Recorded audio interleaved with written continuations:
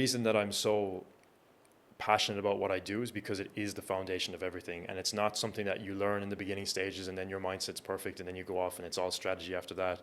It's a fine mixture between the two, and your mindset and how you approach life is going to affect how you implement a strategy, and if you implement it the way that's going to be the most aligned for you and bring you the most success in that way.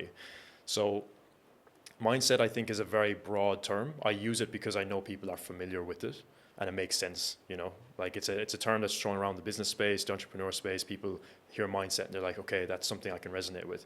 But the work that I do and just what I've uncovered over the last number of years is much deeper than that.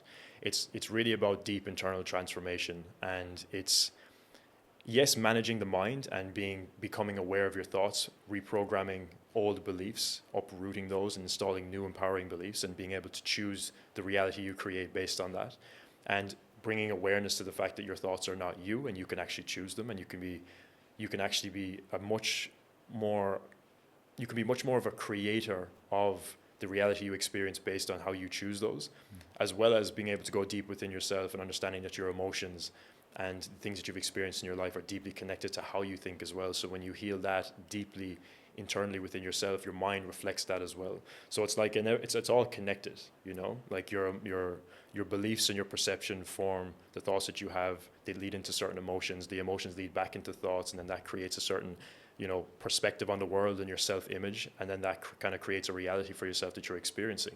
That's why you can have two people in the same room who are experiencing radically different realities based on how they're feeling and how their mind is programmed and wired. So we just have to be constantly uprooting that and challenging ourselves in terms of, like, is this a belief that's serving me?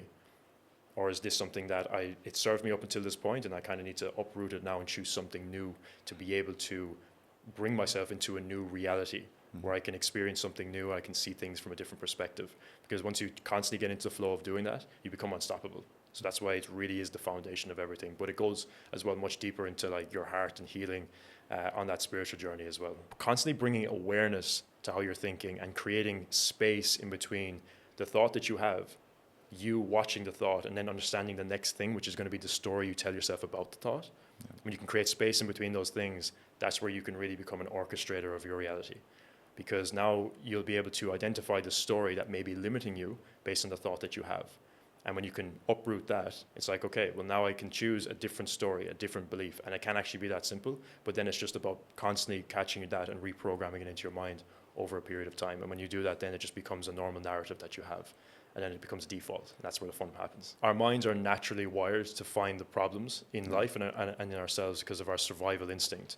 So if we see something that's negative or about ourselves even, we're going to see that as a potential threat. If we go back to our primal instincts, right, we're going to see things as threats, and that's why we focus on the negative. So we need to be able to consciously see that everything is balanced. So a big part of what I do as well is actually helping people see both sides of the equation, because a universal principle in the world is polarity. Nothing is really good or bad or positive or negative. Everything is neutral until we give it meaning. So a negative thought can be a negative thought if you choose to go and look at that perspective. But when you understand polarity, you understand that it probably has a positive like benefit to it as well in some way, shape or form, where there's a growth opportunity for it.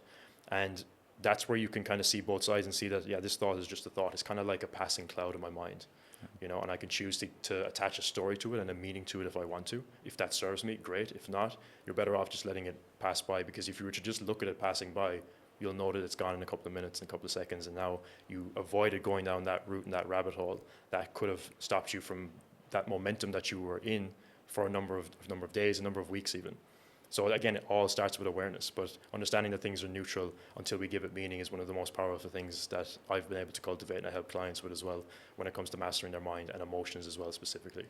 Because it's the same with emotions. Like fear is like presented as this negative thing, or self-doubt is perceived as this negative thing. And yes, they can be negative if you focus on the fact that they are these things that are stopping you, but there's also another side to it. And if you can find that other side, you can find the benefit of the fear that you're experiencing, then you can see it from a neutral perspective because it balances your perception. And it's interesting because it actually goes the same way for a positive emotion, or so like in things like obsession or infatuation, where we're like really obsessed with hitting a certain income goal.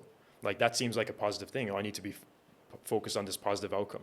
Well, that's also ignoring the principles of polarity, because there's a lot of new responsibility that comes with that new income.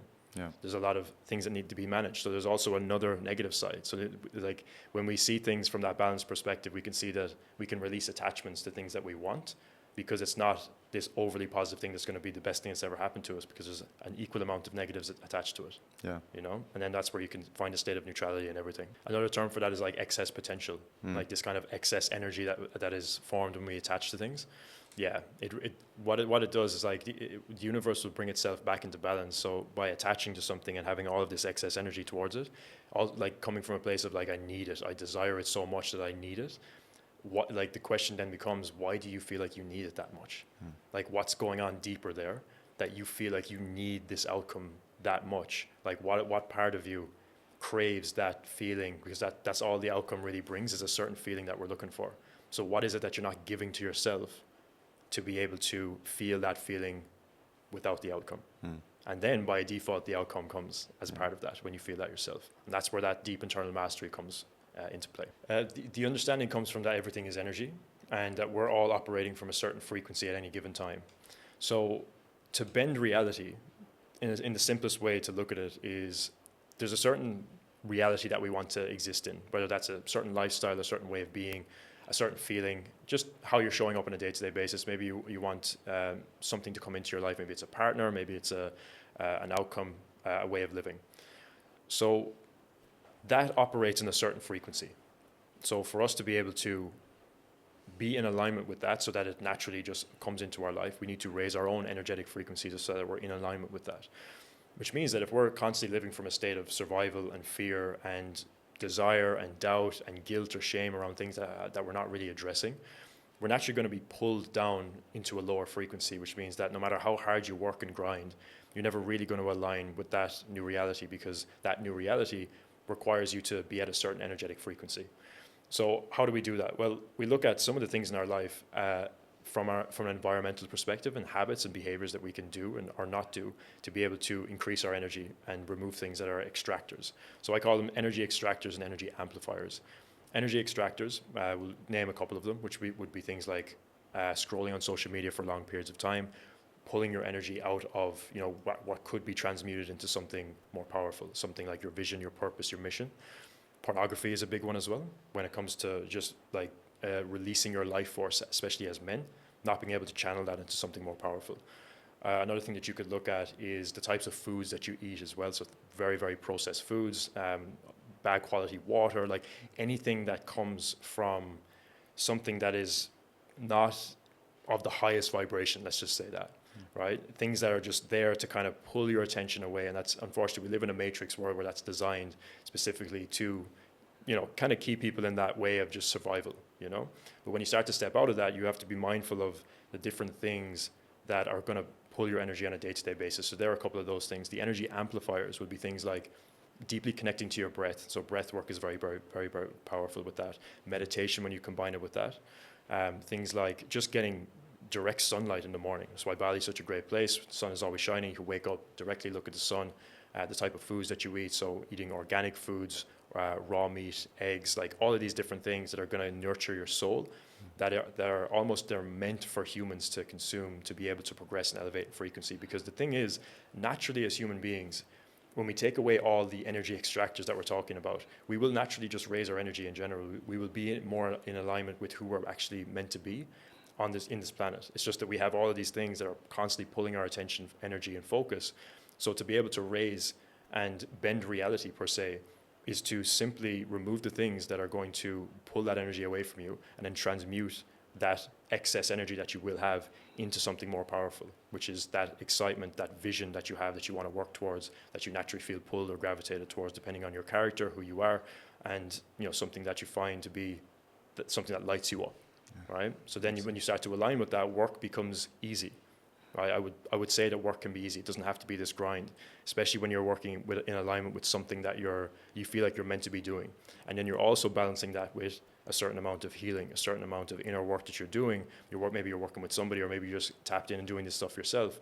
You can balance the masculine and feminine energy within yourself, where you spend time healing to be able to go into the void, into the darkness, to be able to heal those parts that are maybe darker, maybe not, unloved in some way, shape, or form, so that when you come out of that, you can execute and produce from such a high frequency that you become magnetic, energetically attractive is another way to look at it. So there's a lot of ways to look at it, but there are a couple of the simple ways that you just remove the extractors, you increase the amplifiers in your life, and naturally you'll raise with that, as well as like doing the things like the inner work, the breath work, the meditation is going to help you just show up in a better way each and every day.